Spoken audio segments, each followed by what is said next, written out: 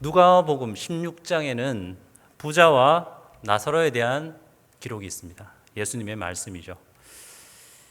누가복음 16장에 부자와 나사로에 대한 설교를 어떤 엄마와 아들이 함께 들었습니다.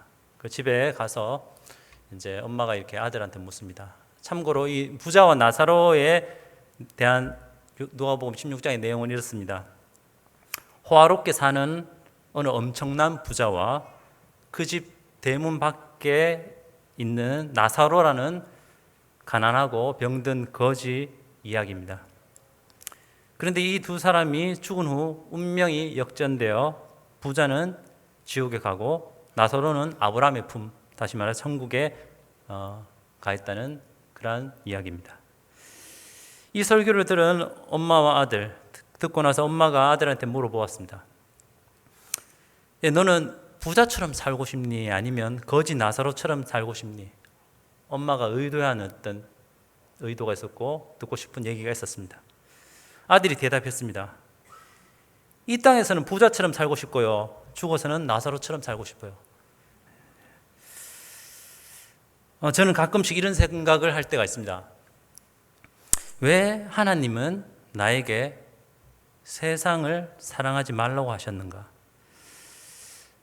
세상도 사랑하고 또 하나님도 사랑할 수 있을 것 같은데 왜 그렇게 하실까? 중국집 식당 중에 가면 짬짜면 하는 게 있어가지고 짬뽕과 짜장면을 함께 먹듯이 세상과 또 하나님 같이 좋아하면 안 되나? 이런 생각을 해보기도 합니다. 그런데 이제 조금만 상식적으로 생각해 보면 분명하게 결론이 납니다. 여기 어떤 결혼을 앞둔 예비 신랑 또 예비 신부가 있다고 생각해 봅시다. 예비 신랑이 그 예비 신부한테 말합니다. 이제 내 인생에 당신밖에 없어요. 이것은 상식이고 당연한 고백입니다. 그런데 만약 이 예비 신부한테 내 인생의 90%는 당신이고 10%는 미스 김이요. 이해해 주시오. 이렇게 말할 수 있겠습니까? 사실 성경을 인용하지 않아도 우리의 상식 수준에서 이미 정리되는 내용들입니다. 하나님과 세상을 어떤 양다리 걸치듯이 이렇게 내 마음에 품는 것은 잘못된 것이라고 이미 결론은 나 있는 것입니다. 오늘 읽었던 본문 성경 요한일서 2장 15절 이 세상이나 세상에 있는 것들을 사랑하지 말라. 누구든지 세상을 사랑하면 아버지의 사랑이 그 안에 있지 아니하니. 오늘 이 성경 본문은 왜 세상을 사랑하지 말아야 하는지 좀 더 자세하게 말씀해 주고 있습니다. 세상을 사랑하면 아버지의 사랑이 그 안에 있지 아니하니. 세상을 사랑하면 하나님 아버지의 사랑이 그 안에 있을 수 없기 때문입니다. 다시 말해서 나의 마음에 세상으로 가득 차 있으면 하나님이 계실 자리가 없기 때문입니다. 자, 그러면 좀 더 이 본문을 자세히 한번 살펴보도록 하겠습니다. 세상을 사랑한다 했을 때 이 세상은 무엇인가? 여기서 말하는 세상은 이 하나님이 창조한 이 물질적인 우주, 이 우리가 살아가는 이 어떤 우주, 지구를 말하는 것이 아닙니다. 참 아름답죠. 아침에 뜨는 그 일출, 태양, 그리고 저녁에 지는 노을. 일부러 노을을 보러 멀리까지 가기도 합니다. 저 지리산 산 꼭대기에서 뜨는 그 태양을 볼 때 마음에 뭔가 뭉클함이 있습니다. 저 동해안 바닷가에 떠오르는 그 태양을 보면서 아이고 더러버레 하는 사람은 없습니다.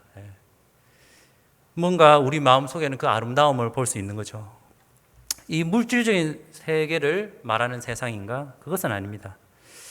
단순하게 얘기하면 이때 얘기하는 세상은 하나님을 거부하는 사람들의 문화 체계를 얘기합니다. 자, 그렇다면 세상을 사랑하지 마라. 이 하나님을 거부하는 사람들의 문화를 떠나라. 이런 말씀인가? 사실 우리가 살아가는 이 지역사회, 다사, 대구, 대한민국 이 떠나가지고 뭐 아무도 없는 산속 갈 수 없습니다. 세상에 우리는 살아있고 살고 있고 또 여기 살아가는 사람들과 교류하고 있습니다. 만약에 예수님 믿는 사람들만 사귀라고 한다면 우리는 지구를 떠나야 될 것입니다. 여기서 이제 세상을 사랑하지 말라는 것은 하나님을 거부하고 그리고 하나님을 대항하는 이 세상의 시스템들, 체계들, 그 큰 틀 속에서 그 문화 속에 푹 빠지지 말라는 말씀입니다. 그리고 더 나아가서 그것이 하나님을 거부하고 거역하지는 않더라도 아무리 좋은 것이라도 하나님을 밀어낼 만큼 내 마음을 차지한다면 그것은 잘못된 것이라고 말씀하고 있습니다. 누가복음 14장 26절 누가복음 14장 26절에는 예수님께서 이렇게 말씀하고 계십니다. 무릇 내게 오는 자가 자기 부모와 처자와 형제와 자매와 더욱이 자기 목숨까지 미워하지 아니하면 능히 내 제자가 되지 못하고, 자기 부모를 미워하지 아니하면 내 제자가 되지 못한다. 단순히 글자 그대로만 읽어버리면 상당히 당혹스럽습니다. 부모님을 미워해야 되나? 이때 기록된 미워한다는 단어는 덜 사랑한다는 단어입니다. 하나님을 믿고 예수님을 따르는 사람은 자기 부모와 처자와 형제 자매, 다시 말해서 가장 소중한 관계보다 하나님을 더 소중히 여겨야 된다는 말씀입니다. 하나님은 가정을 소중히 여깁니다. 부모에게 공경하라고 말씀하십니다. 아내와 남편 소중히 여기고 사랑하라고 말씀하십니다. 자녀를 돌보고 그를 위해서 힘을 쓰라고 말씀하십니다. 하지만 하나님보다 더 우선시할 때 내가 처음에 의도했던 바, 나의 남편, 나의 아내 사랑하고 내 자녀들을 위해서 그렇게 했는데 오히려 그것이 부작용, 독이 될 수 있다는 것입니다. 하나님보다 그것을 더 우선시할 때 하나님은 그것에 대해서 우상이라고 표현하고 계십니다. 아무튼 우리가 생각해 볼 필요가 있습니다. 하나님께서는 하나님으로 내 마음을 채우기 위해서는 세상을 사랑하지 말아야 된다고 말씀하고 계신 것입니다. 왜 세상을 사랑해서는 안 되는가? 왜? 하나님으로 채우기 위해서. 자, 그런데 한번 생각해 보겠습니다. 만약에 세상이 우리한테 주는 것이 스트레스고 고통만 있고 즐겁지가 않다면 세상을 사랑하지 않을 것입니다. 우리가 무언가 사랑하고 좋아한다는 것은 그것이 주는 매력이 있다는 것입니다. 좋은 게 있다는 거죠. 세상은 나한테 약속합니다. 즐거움, 재미, 흥분, 스펙타클한 그런 재미들을 줄 거라고 약속합니다. 그것도 즉각적으로 그리고 확실하게 나의 감각으로 느낄 수 있도록, 헷갈리지 않도록. 그것을 경험했기 때문에 우리는 다시 그것을 찾습니다. TV 방송 중에 TBN 방송국이라고 있습니다. TBN. 이 방송국의 모토가 있습니다. 가장 소중히 여기는 가치죠. 즐거우면 끝이 없다. 그렇기 때문에 정말 재밌습니다. TBN에서 방송되는 여러 가지 프로들을 보면 저는 감탄합니다. 이야, 탁월하다. 진짜 잘 만들었다. 즐겁다. 재밌다. 세상이 주는 것은 즐거움입니다. 그렇기 때문에 우리는 그 즐거움을 맛보고 그 즐거움이 재밌고 좋기 때문에 세상을 사랑하는 거지, 세상이 우리한테 괴로움만 준다면 누가 사랑하겠습니까? 맞죠? 그렇기 때문에 어쩌면 우리가 세상으로 내 마음이 채워지면 하나님이 계실 자리가 없다는 것을 알 수도 있습니다. 알더라도 계속해서 하나님보다는 세상을 내 마음에 채우는 이유는 세상의 재미, 즐거움, 가치, 매력, 그런 것들이 내한테 더 실제적으로 다가오기 때문입니다. 그렇기 때문에 오늘 이러한 어떤 설교 주제와 같은 하나님을 내 마음에 채우라, 세상으로 채우지 말고 하나님을 채우라 하는 말씀이 실제적으로 내 삶에 적용되려면 그것을 아는 수준이 아니라 실제로 하나님이 얼마나 더 가치 있고 재미있고 매력적이다는 것을 현실적으로 내가 더 알아가야 되는 것입니다. 우리는 뭔가 선택할 때 둘 중에 더 나은 것을 선택합니다. 500원짜리 동전과 5만 원짜리 지폐가 있다고 생각해 보겠습니다. 아니 500원짜리가 아니고 1000원짜리로 약간 올리겠습니다. 이 1000원짜리하고 5만 원짜리 지폐 두고 무엇을 선택할지 갈등하는 사람이 있습니까? 적어도 돈의 가치를 아는 사람이라면 갈등하지 않습니다. 물론 사연이 있을 때는 다를 수 있습니다. 이 1000원짜리가 우리 엄마가 옛날에 시장에서 내 이자 모을 때 뭐 사용했던 사연이 있는 1000원짜리라면 이게 뭐 우리 집 가보다 이래가지고 1000원짜리를 소중히 여길 수도 있습니다. 그런 거 말고 그냥 일반적으로 1000원짜리와 5만 원짜리 지폐가 있으면 우리 당연히 갈등 없이 5만 원짜리를 선택합니다. 무엇이 더 가치 있다는 것을 알기 때문입니다. 만약 사람들이 더 좋은 것이 있다면 그것을 택하는 것은 힘든 것이 아니라 당연한 것입니다. 그건 상식이죠. 세상 즐거움을 다 버린다. 그리고 버리는 사람이 있다는 것은 단순히 금욕적인 것, 이 나의 욕망이나 좋은 것을 참으려는 그런 의지가 강한 것으로만 그치는 것이 아닙니다. 기독신앙은 불교나 자연화교 아니면 일반 이 금욕적인 철학을 얘기하는 그런 철학적인 모습하고 다릅니다. 단순히 비워라, 금욕하라 이런 주장으로만 끝나는 그러면 기독교도 별 다를 것이 없을 것입니다.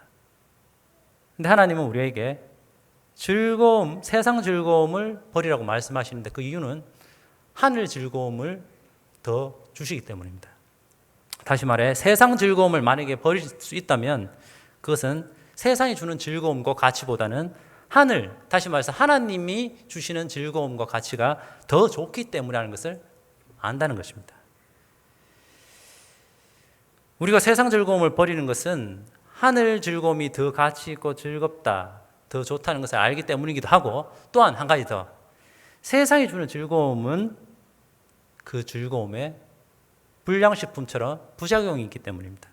당장은 맛있지만 시간 지나면 나의 건강을 잃게 만드는 그러한 불량식품처럼 세상의 즐거움은 당장은 나의 피로를 만족시키고 나의 흥미를 끌고 나의 스트레스를 줄이지만 장기적으로는 나의 인생을 파괴한다는 것입니다. 하나님 그걸 알고 계시는 것입니다. 세상이 주는 즐거움은 부작용이 있다. 그리고 세상이 주는 즐거움으로 채워지면 마치 맛난 음식이 있어도 배부르면 더 이상 못 먹듯이 하나님이 내 인생에 들어오실 수 없다. 그러면 이 세상 즐거움을 어떻게 포기하는가? 더 좋은 즐거움으로 채워라. 사도 바울은 자기 이야기를 이러한 맥락에서 얘기하고 있습니다. 빌립보서 3장 7절에서 9절은 바로 이 말을 하고 있는 것입니다. 신약성경 빌립보서 3장 7절에서 9절입니다. 자기 이야기를 빌립보 성도들에게 담담히 고백하고 있는데요. 제가 읽어보겠습니다. 그러나 무엇이든지 내게 유익하던 것을 내가 그리스도를 위하여 다 해로 여길 뿐더러 또한 모든 것을 해로 여김은 내 주 그리스도 예수를 아는 지식이 가장 고상하기 때문이라. 내가 그를 위하여 모든 것을 잃어버리고 배설물로 여김은 그리스도를 얻고 그 안에서 발견되려 함이니. 문장이 약간 길기 때문에 현대인의 성경을 제가 인용하면서 약간 끊어 읽겠습니다. 그러나 내게 유익하던 그 모든 것을 나는 그리스도를 위해서 다 버렸습니다. 더구나 내가 모든 것을 잃어버린 것처럼 여기는 까닭은 내 주 예수님을 아는 지식이 훨씬 더 가치 있기 때문입니다. 나는 예수님을 위해 모든 것을 잃어버렸습니다. 내가 그 모든 것을 쓰레기처럼 여기는 이유는 예수님을 얻기 위한 것입니다. 사도 바울은 이 빌립보서 말씀을 통해서 더 가치 있는 것을 얻기 위해서 덜 가치 있는 것을 버렸다고 말하는 것입니다. 사실 여기서 자세히 찾아보면 그가 버린 것이 쓸데없는 것이 아닙니다. 무엇이든지 내게 유익하던 것을 이렇게 표현합니다. 내가 그리스도를 위하여 다 해로 여긴다. 좋은 것이라는 겁니다. 여전히 유익하고 좋다는 것입니다. 내 인생을 좋게 만드는 좋은 가치 있는 것입니다. 그렇기 때문에 우리가 이런 그리스도인이 일반 세상을 살아갈 때 세상이 주는 즐거움에 대해서 우선 오해하지 않아야 될 것이 있는데, 그것이 나쁘다고만 계속 얘기해서는 안 되는 것입니다. 진짜 좋습니다. 제가 구형 프라이드를 타다가 엑센트를 타니까 더 좋고요. 엑센트를 타다가 아반떼를 타니까 더 좋았습니다. 아반떼를 타다가 또 그 위에 급을 타니까 더 좋고요. 승차감부터. 사도 바울은 자기가 버린 것이 그냥 쓰잘데기 없고 가치 없다는 거 얘기하지 않습니다. 세상이 주는 것은 본질적으로는 하나님이 만드신 거기 때문에 좋습니다. 참 좋습니다. 우리를 만족시키고 우리의 필요를 채우고 진짜 좋습니다. 그런데 사도 바울은 여전히 유익하고 내한테 가치 있지만 더 가치 있는 것을 위해서 이것을 버렸다고 얘기하는 것입니다. 예수님이 나한테 가장 가치 있는 보배와 같다. 그것을 알았기 때문에 그는 그렇게 할 수 있었던 것입니다. 우리가 방금 부른 나의 만족과 유익을 위해라는 이 곡, 이 노래는 가사가 바로 이 빌립보서 3장 7절에서 9절의 말씀을 가사로 삼은 것입니다. 나의 만족과 유익을 위해 가지려 했던 세상 일들, 이제 모두 다 해로 여기고 주님을 위해 다 버리네. 사실 저는 이 곡이 참 부담스럽습니다. 이 곡 잘 안 부릅니다. 왜냐하면 나의 만족과 유익을 위해 가지려 했던 세상 일을 모두 다 해로 여기고 주님을 위해 다 버렸다는 이 고백이 나의 고백일 때도 있는데 어떨 때는 아닐 때가 많거든요. 그래서 저는 이 곡을 볼 때마다 약간 오해를 했습니다. 나의 만족과 유익을 다 버려야지 나도 예수님의 제자로 하나님 믿는 사람처럼 사는 건가? 그런데 어느 순간, 그리고 점점 시간이 지날수록 약간 저의 각도가 바뀌기 시작했습니다. 나의 만족과 유익을 위해 가지려고 했던 이 세상 일은 나의 만족과 유익을 위해서 가지려고 하잖아요. 그런데 하나님도 그 목적이 똑같은 일을 하신다는 것입니다. 주님 역시 나의 만족과 유익을 위해서 일을 하시는 것입니다. 그런데 주님 안에서 누리는 그 만족과 유익이 더 가치 있고 더 오래가고 더 부작용이 없다는 것을 나는 모르기 때문에 내가 가지려는 세상에서 주는 그 만족과 유익을 가지는구나. 사도 바울은 내가 내 힘으로, 내 방법대로, 그리고 세상에 주는 그 가치를 얻는 것보다는 주님이 주시는 그 가치와 만족이 실제로 더 크다는 것을 알았습니다. 목표가 동일한 것입니다.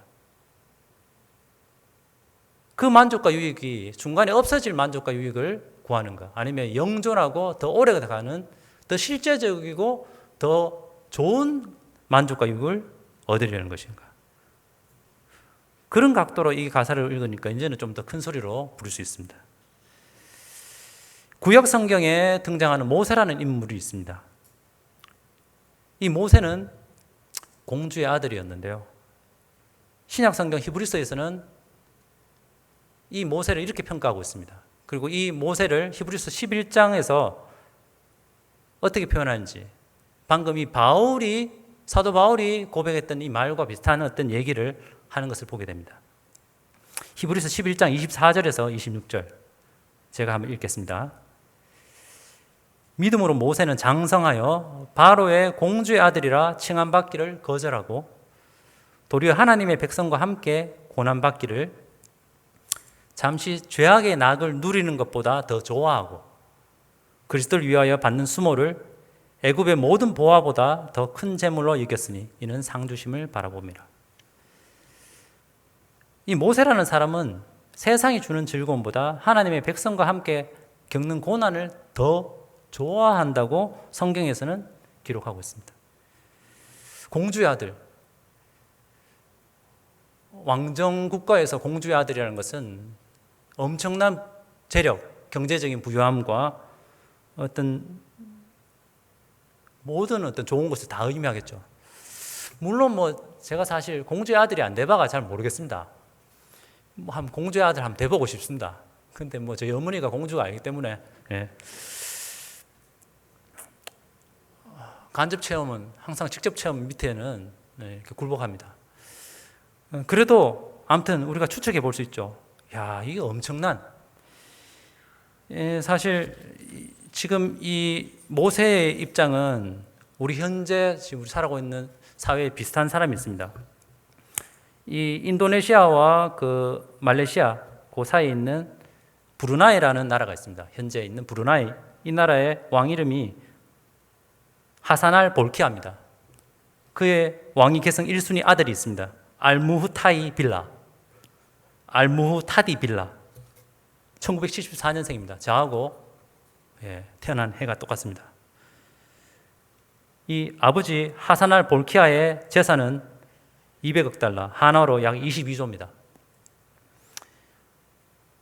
자기 궁전에 방이 1,800개가 있다고 합니다.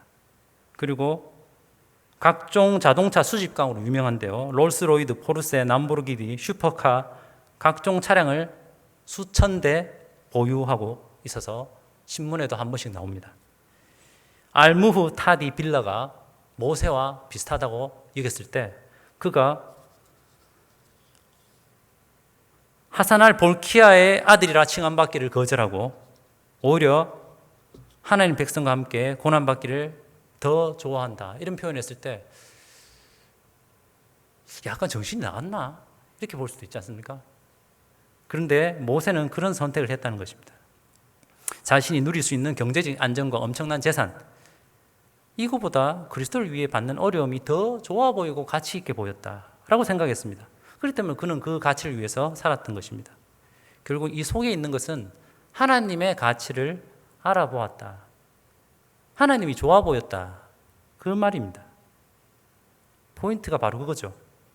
세상을 사랑하지 않고 하나님을 더 사랑한다는 것은 우리의 단순히 의로만 할 수 있는 것이 아닙니다. 의지, 우리의 결단력, 굳은 결심으로만 될 수 있는 게 아닌 것입니다.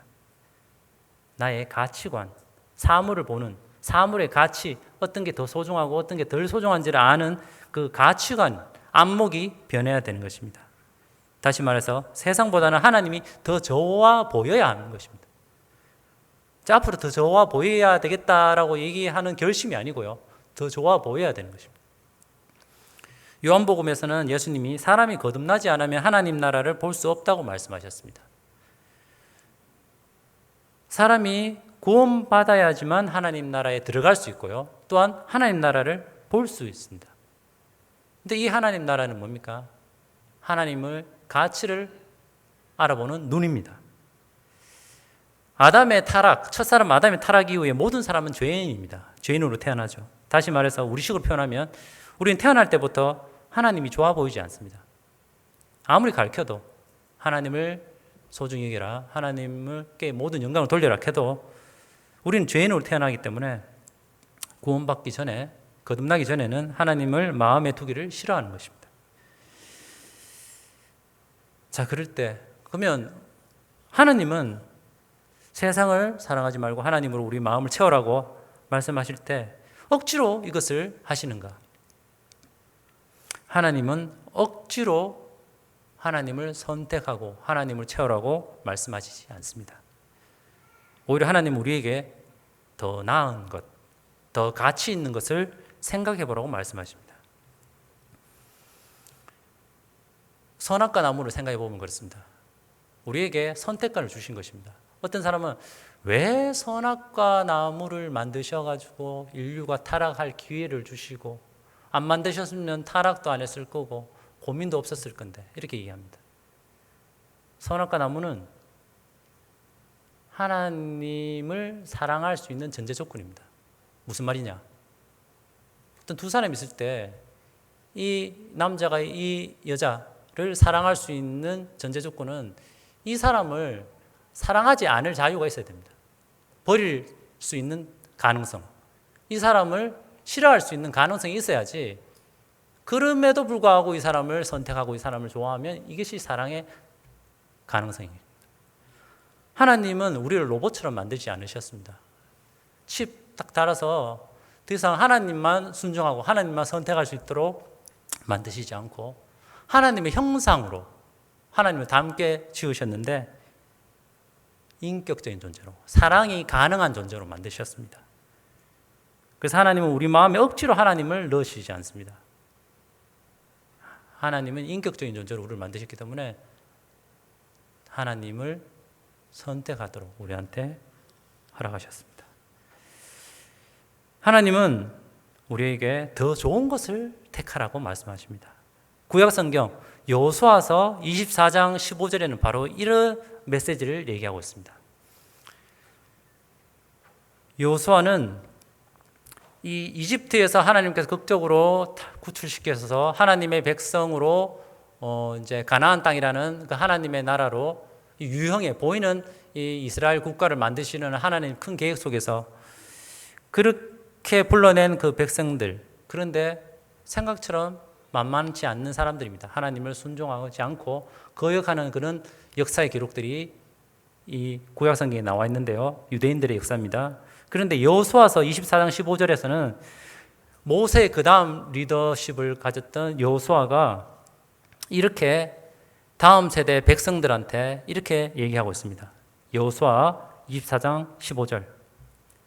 만일 여호와를 섬기는 것이 너희에게 좋지 않게 보이거든 너희 조상들이 강 저쪽에서 섬기던 신들이든지 또는 너희가 거주하는 땅에 있던 아무리 족속의 신들이든지 너희가 섬길 자를 오늘 택하라. 오늘 나와 내 집은 여호와를 섬기겠노라. 하나님 섬기는 것이 좋지 않게 보이면 더 좋아 보이는 것을 택하라고 여호수아는 당당하게 다음 세대들에게 말하고 있습니다. 저 같으면 이거 함부로 저희 자녀들한테 얘기를 못합니다. 왠지 아십니까? 아이고야 이제야 나를 자유의 몸으로 버려주시는 거나 싶어가지고 너무 쉽게 떠날까 봐. 예. 더 좋은 것을 택하라. 이것이 핵심이고 포인트입니다. 하나님을 섬기는 것이 더 좋기 때문에 나와 내 집은, 나와 내 가족들은 여호와 하나님을 섬기겠다고 여호수아는 고백합니다. 그리고 너희는 더 좋아 보이는 것, 만약에 하나님을 섬기는 것이 좋지 않게 보이면 더 좋아 보이는 다른 신들을 섬겨라. 나와 내 집은 하나님을 섬기겠다. 어떻습니까? 하나님 섬기는 것이 더 좋아 보이십니까? 아니면 나쁘게 보이십니까? 하나님의 명령을 따라 순종하는 것이 좋아 보이십니까? 아니면 힘들고 나쁘게 보이십니까? 여기에 도움되는 또 질문들이 있습니다. 하나님께서 인간으로 하여금 창조하시고 우리를 하나님을 섬기고 하나님의 영광을 위해서 살고 하나님의 말씀에 순종하면서 살라고 말씀하시면서 그 말씀들, 우리한테 명령들을 하시는데요. 이 하나님이 성경을 통해서 말씀하신 이 명령들은 무엇을 위한 것인가? 이 하나님의 우리한테 주신 이 말씀들, 명령들은 목적이 무엇인가? 무엇을 위해서 우리를 주시는가? 우리를 괴롭게 하기 위해서 하신 명령들인가? 라고 질문할 수 있습니다. 이것에 대해서 우리가 아주 도움되면서 꼭 기억해야 될 말씀이 있습니다. 신명기, 구약성경이고요. 신명기 10장 12절에서 13절입니다. 신명기 10장 12절에서 13절 구약성경에 있습니다. 모세를 통해서 하신 말씀입니다. 제가 한번 읽겠습니다. 이스라엘아, 너희 하나님 여호와께서 너에게 요구하시는 것이 무엇이냐? 곧 내 하나님 여호와를 경외하여 그의 모든 도를 행하고 그를 사랑하며 마음을 다하고 뜻을 다하여 너희 하나님 여호와를 섬기고 내가 오늘 너의 행복을 위하여 내게 명하는 여호와의 명령과 규례를 지킬 것이 아니냐. 자, 여기서 생각해야 될 것은 내가 오늘 너의 행복을 위하여 너에게 명령하는 여호와의 명령과 규례라는 것입니다. 하나님은 우리에게 명령을 하십니다. 지켜야 될 기준치, 라인, 규례가 있죠. 그런데 그것을 주시는, 명령하시는 이유가 내 행복을 위하여라고 표현하고 있습니다. 하나님은 우리의 행복을 위해서 명령하십니다. 다시 말해서 하나님을 섬기고 하나님의 명령을 따르면 행복하기 때문에 하나님은 그렇게 살라고 하시는 것입니다. 하나님을 순종하면 괴로워지는 것이 아니라 궁극적인 행복이 바로 거기에 있기 때문에 하나님은 우리를 괴롭게 하기 위해서 나의 명령을 지키라고 하시는 게 아니라 우리를 즐겁게 하기 위해서 이렇게 명령하시는 것입니다. 하나님의 뜻대로 사는 것이 행복입니다. 쉬지 말고 기뻐하라. 쉬지 말고 기뻐하라고 얘기하시죠. 기쁘려면 그 속에 가치가 있고 즐거워야 되는 것입니다. 그런데 이것이 만만하지 않습니다. 내적으로 외적으로 방해가 있습니다. 특별히 사단, 타락한 천사는 이것을 오해하도록 만듭니다. 하나님께 순종하는 것이 괴롭게 생각하도록 만들고요. 그것을 경험하도록 만듭니다. 교회에 가는 것이 지겹고 예배는 따분하게 생각하도록 사단은 최선을 다해서 오늘도 열심히 고민하고 노력하고 있습니다. 그리고 적어도 오늘날 현대사회에서는 그것이 성공한 것처럼 보입니다. 예수님의 이 십자가 보혈의 은혜, 이 거저주시는 예수님이 죽으시고 우리가 대신 사는 이 은혜로 구원받은 사람은 이제 하나님께 순종하는 즐거움으로 초대받는 사람들입니다. 단순히 이제 죽어서 천국 간다는 확신만 있는 사람이 아니고요. 예수님의 그 단번에 이루신 대속 사역의 가치는 이 생뿐만, 그러니까 저 세상 죽어서 천국 간다는 그것만 보장해 주는 가치가 아니라 그것은 당연하고 그것은 정말 소중하고 우리의 감격이 있고 날마다 감사하게 하는 이유고 놀라운 가치입니다. 하지만 동시에 살아있는 이 땅에서도 이 생에서도 예수님의 단번에 이루신 그 보혈의 가치, 구속의 가치, 그 은혜의 가치는 이제 하나님께 순종하는 즐거움을 누리라는 그 초대의 가치입니다. 이렇게 표현하면 어떨까요? 이제 예수 믿는 사람, 그리스도인은 이제 새로운 즐거움에 눈뜬 사람이다. 새로운 즐거움에 눈뜨기 시작한 사람이다. 사단은 늘 노력합니다. 하나님을 따르면 참 지겹고 힘들고 괴롭고. 그런데 구약 성경부터 신약 성경 기쁨, 즐거움, 락, 뭐 이런 어떤 단어를 계속 찾아보십시오. 생각보다 진짜 많습니다. 중간에 물론 괴로움, 고난, 핍박 이런 게 있죠. 기독신앙은 과정 속에는 그것을 경험하도록 합니다. 우리가 살아가는 이 세상은 타락한 세상이고 하나님을 거부한 세상이며 예수님을 믿고 고백하는 우리조차도 우리 육신에 하나님을 거역하는 잔재가 남아있기 때문입니다. 주님 다시 오실 때까지는 그것이 없어지지 않을 것입니다. 하지만 이제 하나님의 명령을 따르고 하나님께 순종하는 이 행복은 계속해서 경험해야 되는 것입니다. 그리고 이것은 전투와도 같습니다. 싸움과도 같습니다. 사단은 울부짖는 사자, 우리를 잡아먹으려고 울부짖으며 다가오는 괴물과도 같다고 말씀하고 계십니다. 우리를 공격합니다. 지금부터 한 80년 전, 1940년대나 그때는 직접적으로 기독신앙을 핍박했습니다. 예수님을 주인으로 고백하면 바로 잡아가고 직장 바로 잘리고 예수님을 믿는다고 얘기하고 교회 나가면 바로 내한테 직접적인 피해가 가는 그런 공격이 있고 그런 핍박의 사단의 전략이었다면 오늘날은 그렇지 않습니다. 오늘날은 예수님을 고백하고 교회 나와도 뭐 나를 잡아가는 사람은 없습니다. 핍박은 없죠. 그런데 그 속에서 오히려 사단은 하나님이 상당히 지겹게 보이고 하나님이 매력적이지 않도록 사역을 하고 있습니다. 젊은 세대에서 이것은 상당히 전략이 통하고 있습니다. 울부짖는 괴물과 같이 무섭게만 다가오는 사역을 하는 것이 아니라 광명의 천사처럼 오히려 하나님을 떠나서 사는 삶이 더 자유롭고 하나님을 떠나서 사는 삶, 그러니까 하나님 없이 사는 삶이 더 인생의 진정한 자유라고 생각하게 사단은 오늘도 연구하고 철저하게 적용하고 우리 모르게 그것을 하고 있는 것입니다. 이 싸움, 이 장기전, 전투, 오래되는 전투를 어떻게 승리할 수 있겠습니까? 이 부분에서 평생을 연구했던 존 파이퍼라는 분이 있습니다. 이분은 지금 은퇴한 목사님인데요. 이분이 하나님을 기뻐하라는 책의 서문에서 이 부분에 이렇게 얘기하고 있습니다. 하나님 안에서 누리는 더 탁월한 만족 때문에 죄가 싫어지는 길 외에는 죄와의 장기전에서 승리할 수 있는 다른 길을 나는 전혀 모른다.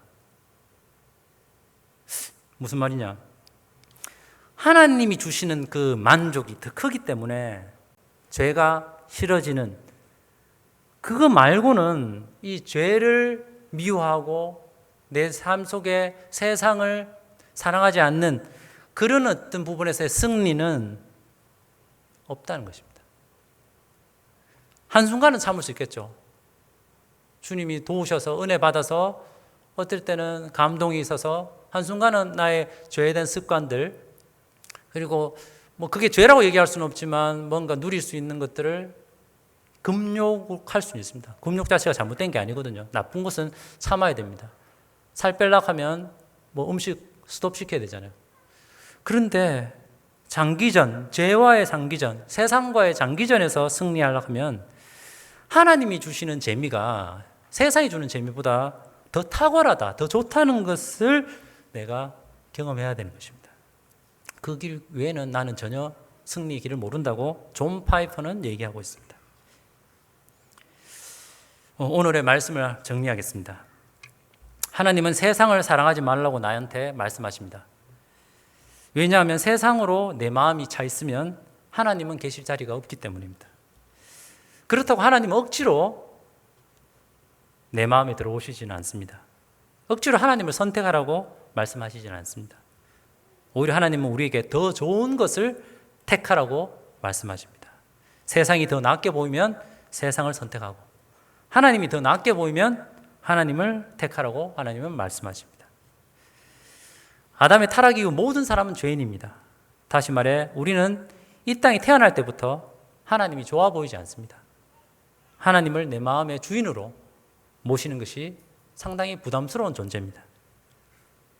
하지만 이제 구원받고 예수님을 주인으로 고백한 그리스도인은 이제 하나님에 대한 인식이 바뀐 사람들입니다. 그리고 그것이 과거형으로 끝나지 않고 계속 바뀌어가는 사람들입니다. 처음에 침례받을 때 예수님이 내 인생의 가장 큰 보배라고 고백했다면 그것은 우리가 성장 곡선에서 이렇게 다운될 때 있잖아요. 희미해져 갈 때도 있습니다. 내가 뭐 그리스도인인지 아닌지도 헷갈릴 정도로 그렇게 될 수도 있는 거예요. 그럼 하나님에 대한 어떤 그런 부분이 계속 성장 곡선은 굴곡이지만 계속 성장해야 되는 것입니다. 무엇으로요? 하나님의 가치가 세상이 주는 가치보다 더 좋다는 그런 식으로 내 마음과 나의 경험들이 바뀌어야 되는 것입니다. 계속 변화되는 사람들이 바로 그리스도인입니다. 우리 예수 믿는 사람이 세상과 하나님 사이에서의 갈등 이것이 없는 사람이 아닙니다. 오히려 예수님 모르는 사람들은 갈등이 전혀 없습니다. 하나님과 세상 사이 갈등이 전혀 없습니다. 오히려 내 속에서 주님을 더 사랑해야 되는데 왜 내 마음 속에는 그렇지 못할까 이런 갈등이 있다는 것은 오히려 이제 주님께서 그를 성장시키시고 변화시키는 그 과정 중에 있다는 것입니다. 죄의 용서에 대한 그 기쁨과 구원받은 그 확신이 있는 동시에 나의 부족함과 무능함의 탄식과 갈등이 있는 사람이 바로 그리스도인입니다. 이 갈등 속에서도 주님께 찬양하며 주님의 약속을 의지하는 사람이 바로 그리스도인입니다. 성령님께서는 세상과 하나님 사이에 대한 이 갈등 속에서 하나님을 택할 수 있도록 우리를 도우십니다. 우리 힘으로 안 되거든요. 그래서 주님은 특별히 내 힘으로는 안 되니까 성령님을 통해서 특별히 교회를 세우셨습니다. 우리 교회 같은 경우는 이 전체적으로 모이는 교회 공동체와 또 목장을 통해서 하나님을 내 삶 속에서 선택하도록 그리고 하나님의 가치를 조금씩 알아가도록 우리를 이끌어 주십니다. 저는 소원합니다. 정말 세상이 주는 즐거움보다 하나님이 주시는 즐거움이 더 크다는 것을 고백하는 우리 성서행복한교회 모든 가족들, 우리 성도님들 되시길 소원합니다. 그리고 또한 아직 예수님 모르는 분들이 이런 갈망이 움틀거리길 원합니다. 예수 믿으면 이제 일요일 스케줄 다 버려야 되고, 이 교회는 와보니까 목장도 있네. 평일 스케줄도 몇 개 포기해야 되나? 어떤 나쁜 버려야 되는 것들의 힘은 더 좋은 것으로 채워진다는 기쁨입니다. 아니면 그거 장기적으로 못합니다. 맞죠? 정말 그러한 우리들 되기를 원합니다. 우리 아까 불렀던